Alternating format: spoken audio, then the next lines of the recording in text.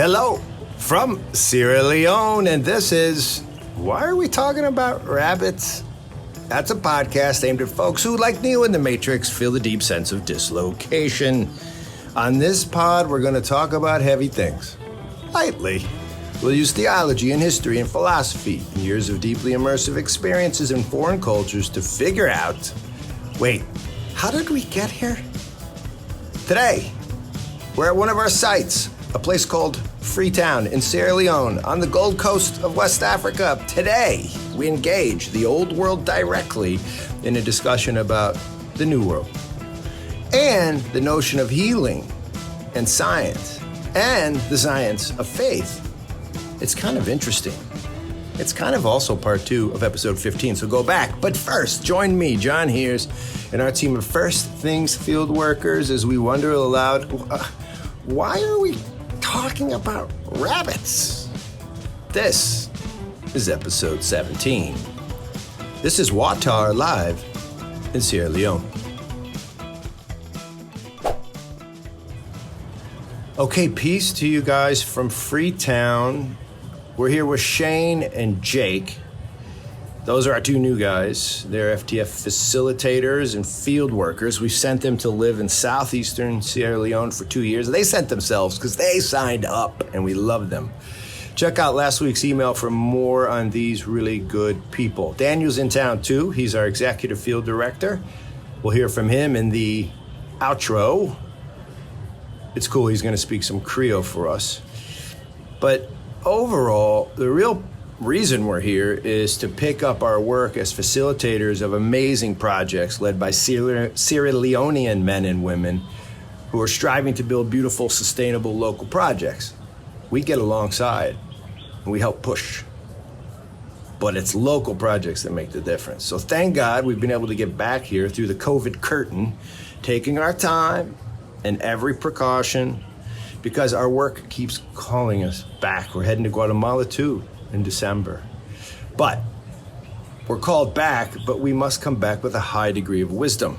We have to navigate this community here in West Africa because they know about epidemics really well. In fact, Kayolan, where Jake and Shane will live, was among the first Sierra Leonean villages to suffer death at the hands of Ebola.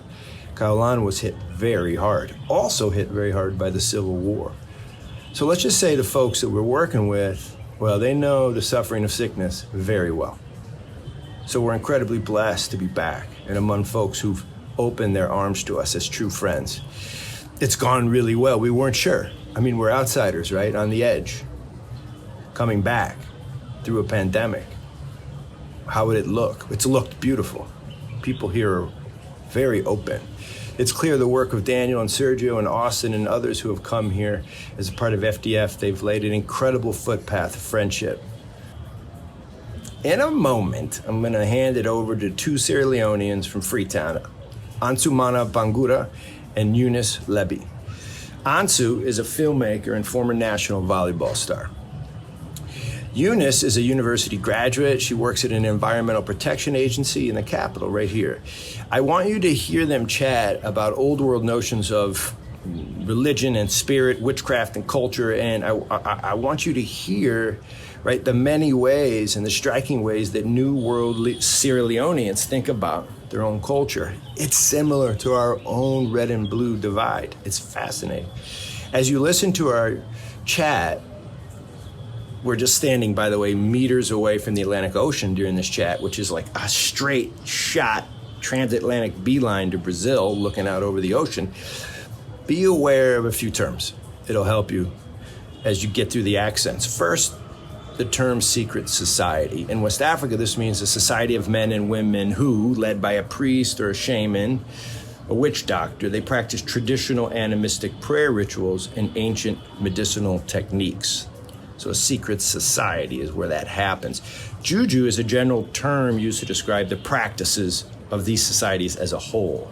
Fanke, Ansu talks about Fanke, is a deadly type of medicine or a spell that's embedded or thrown at a victim.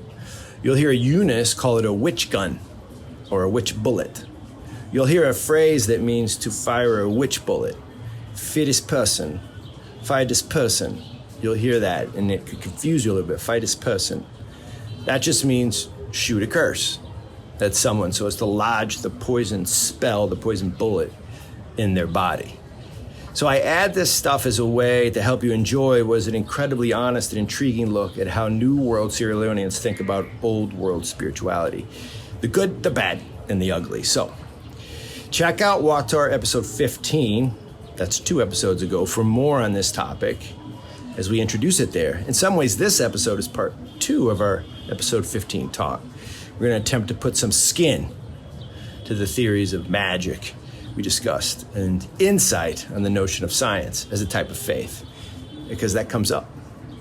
So without further ado, let's go to the beach and hear from Ansu and Eunice live from Sierra Leone. Ansu, how are you, brother? I'm good. Thanks for having you. I'm Nsumana Bangura, of course, now reside in Freetown, Sierra Leone. And yes, I make movies and as well as a volleyball coach. I know, and we just played some volleyball, yeah? Exactly. I played poorly, you played well. So I have a question for you. Yeah. Did you grow up in Freetown here? Yes, I grew up in Freetown. Yeah. And generally, this is the place you call home? Yes. When you think about your Sierra Leonean life? Yes, but at the same time, we have a very, large extension in the province, whereas my father, grew up there, and then a lot of relatives there, so I usually go there and spend some time, of course. So that's what I want to get to, but let's say hi to Eunice real quick. Eunice, you are a friend on our show because you're also friends with our field worker, Daniel. Tell us about yourself. Hi, I'm Eunice. I'm Eunice Levy. I am an environmental consultant and I live in Sierra Leone. And so your life also is the same way. From talking to you before, you have both a life in the capital and then a life, you have folks that you know outside of the capital.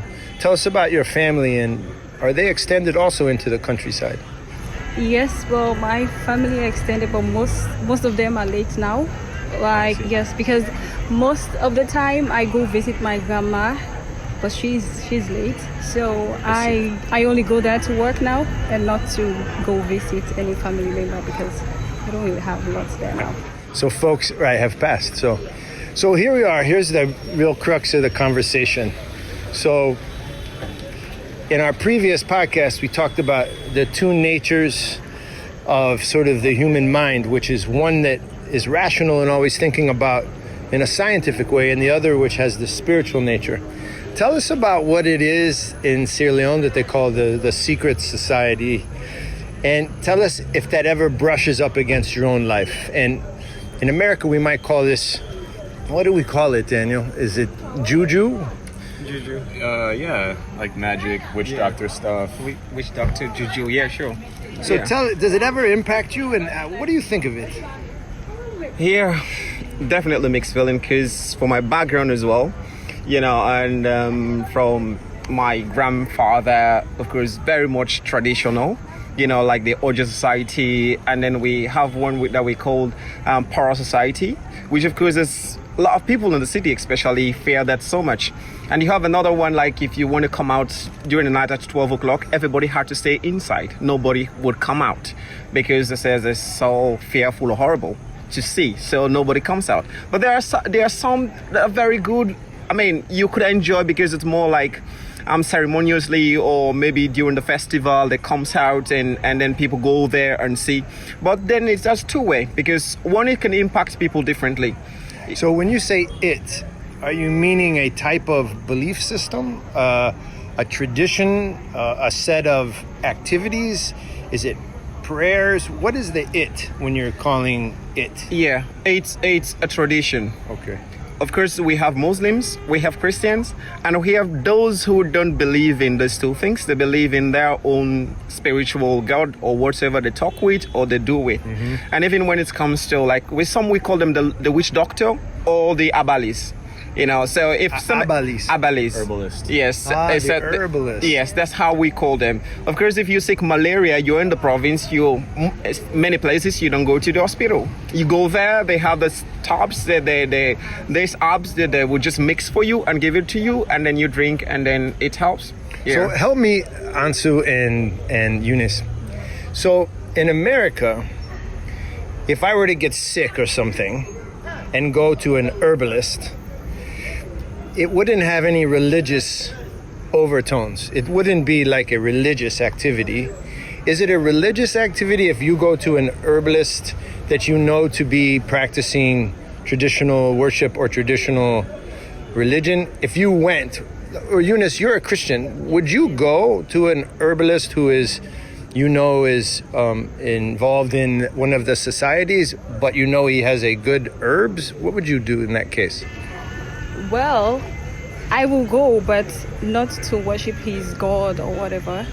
And it will be in a conditional state, because I will go basically for the herbs. I see. And the way I will take the herbs or what will be just minimal, not him incanting any kind of spirit or saying things that I will not understand. So it will be just clear, and I should understand and know what I am taking.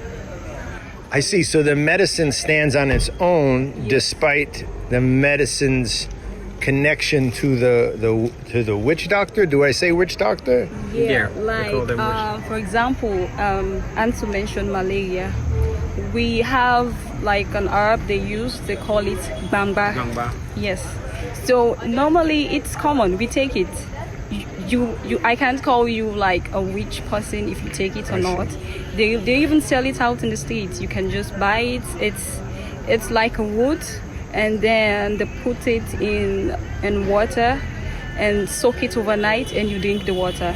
So that's it. And then normally you would take it very early in the morning, and it prevents you from all sorts of illnesses, malaria and all of that. Yeah. I think from there I get a little bit of mixed understanding about, there is how, Christianity or Muslims, how they take these people. Mm-hmm. I think both of this religion will actually frown at these people, will not be in line with them, would advise you not to go there. When you go to mosque or church, they will tell you not to go to any of these abalis, to do anything, to take anything from them at all. Because they said if you do that, of course you're worshipping another thing. Of course, there's it. And then if you go to many churches as well, but some of those pastors actually do the same thing. They do. They do the same thing indirectly, because they give you water. That is it's spiritual water. They give you to drink. They said it's healing water. And then they will tell you not to go to the Zabalis that gives you almost the same thing.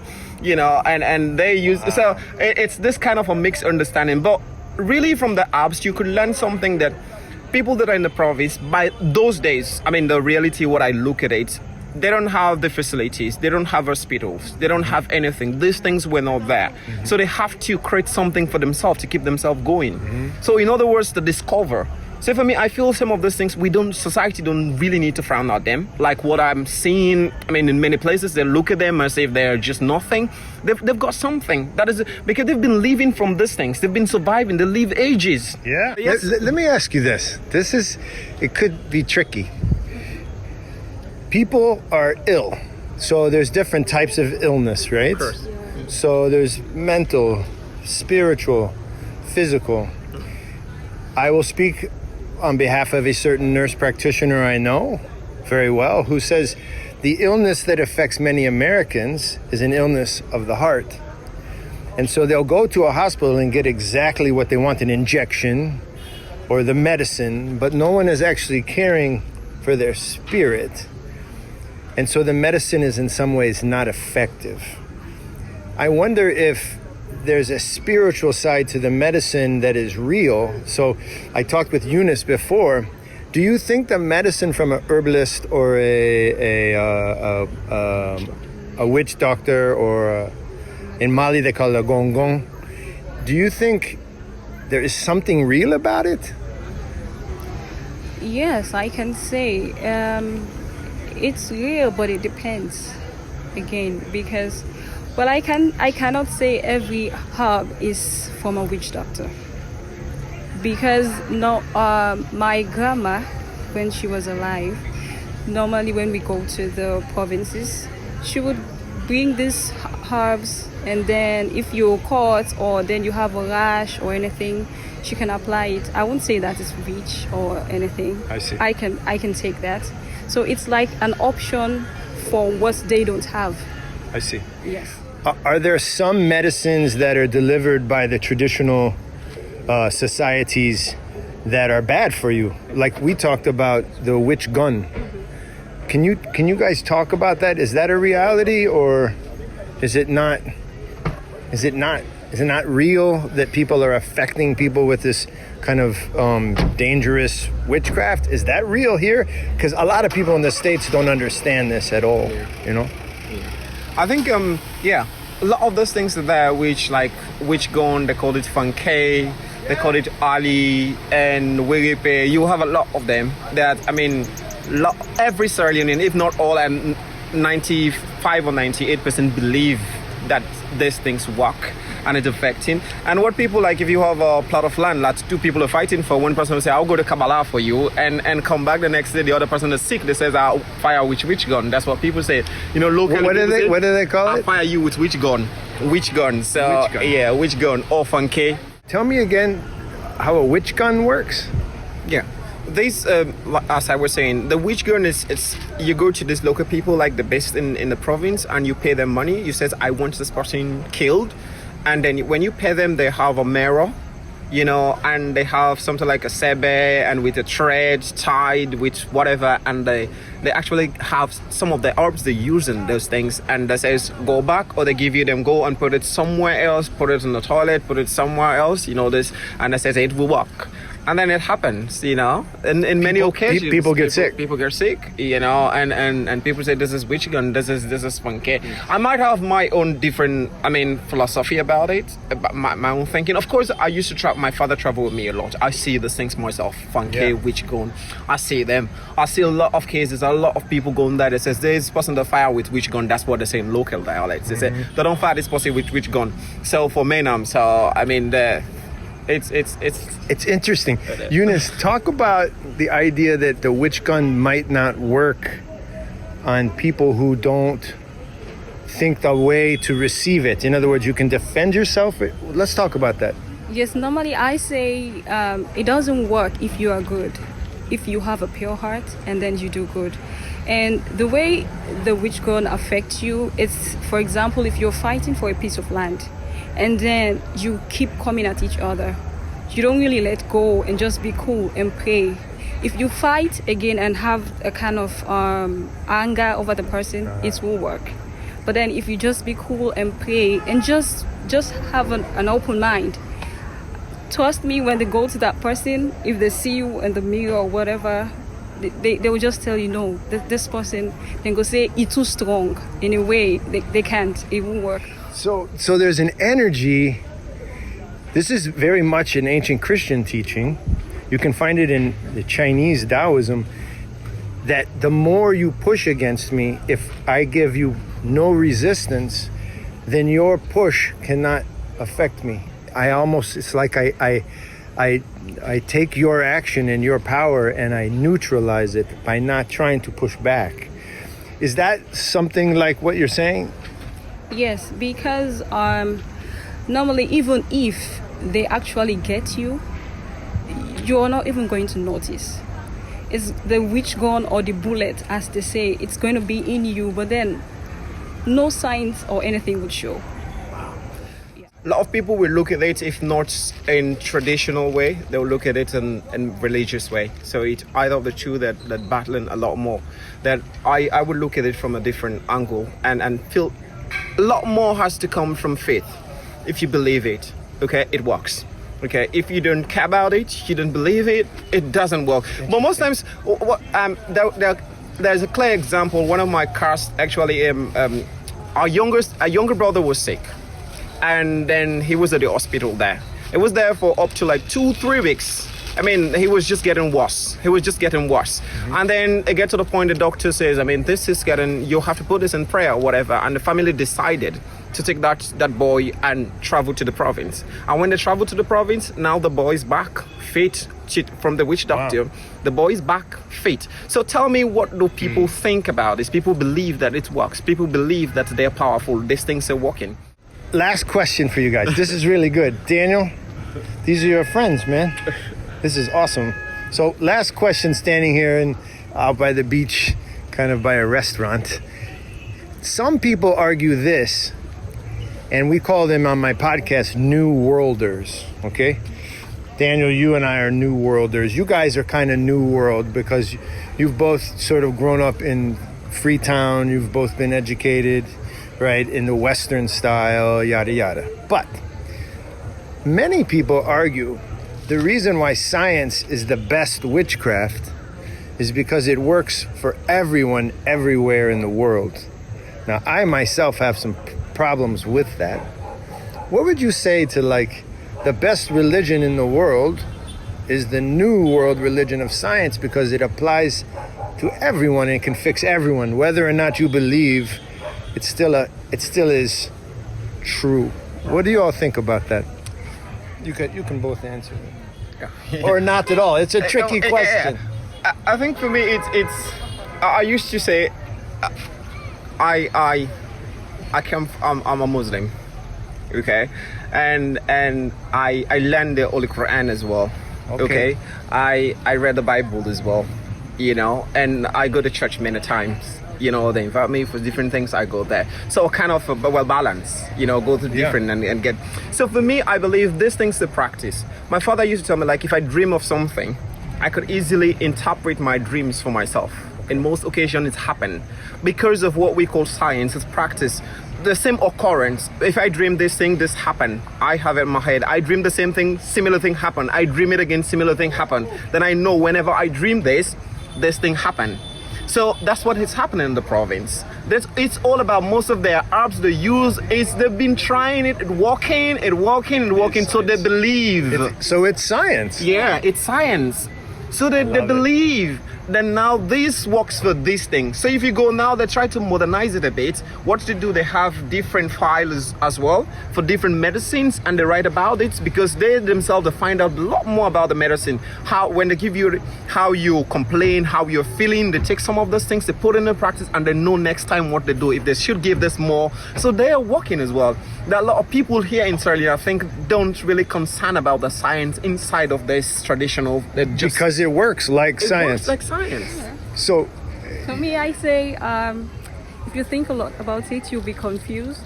So, yeah. So it's a way balance. They meet halfway. Yeah. I think so too, and I think the way Ansu you described it, we'll just end this way. Perhaps you agree. I think the people that I know who I love who believe in science but don't believe in a God or spirits or juju or Christ, or I think they also have, like a religious person, a belief in science because they have given the energy to the science, and the science works again and again in the same way that in the provinces people have practiced it for many years. And the same way my friends practice science, if I think rationally, then everything will work. And I think of it as like a type of religion, but is that a good way to think of it? Is it all sort of equal then? Or some science is better than others? Because some Christians would say some sciences are better, like this Christian science, the science of Christ is better than the science of Newton or somebody from the Enlightenment. I don't know. Last thoughts. Are you guys sad you spoke on this with Daniel? What do you think about all this? Daniel is our field worker in Kayolan. Well, he was. This is a great conversation. This is too high level for me. I can't really participate. Thanks, Daniel. You're the best. Hey guys, thank you. It kind of went different than maybe we thought, but it was wonderful. Ansu, sign off. Yeah, how old are you? Tell us just so they can get a picture for, like, what are you, about, I don't know, 5'8"? 5'9". And how old are you? I'm 30. 30? Yeah. Wow, guys, this guy looks like he's like 20, like powerfully in shape. And you are single or married, or you have kids? I'm single. I have Right. one kid. And one kid. Yeah, I'm single. I have one kid. Ansu, thank you. Eunice, any last comments? How old are you? Do you have kids, a family? I am 27, no kids, and yes, I live with my parents. You do. Yes, I have 2 sisters and a brother. And where do you work? I work at Intigems, an environmental consultancy firm. Okay. Yeah. It's been a real pleasure to have you both here. We'll see each other. We'll hang out. And excellent. Thank you very much. Shenis Gagimarjos, that as usual means to you the victory. That's often said at the KP table in Georgia, but we're not in Georgia, are we? We're in Salon. That's Daniel Paternos, Executive Field Director. You speak tanky.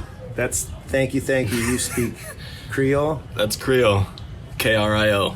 Did I do a good job? It's not that hard, tanky. No, you sound like... No, that's just wrong. I sound bad. Oh, look Yeah. at you on your phone while we're signing off. You're so focused. So anyway, we go see back. Yeah. No, you got it. We go see back. Not Creole talkie to Say talk it right. so. Like, say this. We'll see you soon. Spoken to a language in the Creole community, relocated. Say something. Yeah, well, if not Creole they talk so, I go tell and say we go see back late next time, later. That's us signing off in the local language Creole, which, by the way, is a fascinating story. Creole was a language born of a British initiative to return slaves to Africa from all around the British colonial empire, and it's an initiative fraught with crazy cultural hurdles because they had to sort of invent a language, right? Oh yeah. And they did. It's Yeah. Creole. Yeah, there's multiple theories of how it arose, but it's fascinating. I It's recommend that y'all take a look at that history and maybe we'll do a pod on it. Anyway, that's our pod from Sierra Leone. Thanks for coming along. WAWTAR is produced by Andrew Short and this guy, Daniel Paternos. What's up? Thank you, Daniel. Our pod is brought to you by the creators of First Things Foundation, a nonprofit that lives and works in some of the world's toughest neighborhoods, immersing in order to create momentum for local change makers, folks we call impresarios. Share WAWTAR with a friend. Hit us up with solid reviews on iTunes and everywhere you get your podcast. Your love for us allows us to love and serve others. Nakfam dis hasta luego, Kambufo. Those are some of the languages. How do you say it? Gilbi Panda. Gilbi Panda. That's Mende.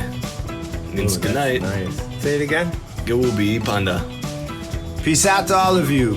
See you with episode 18.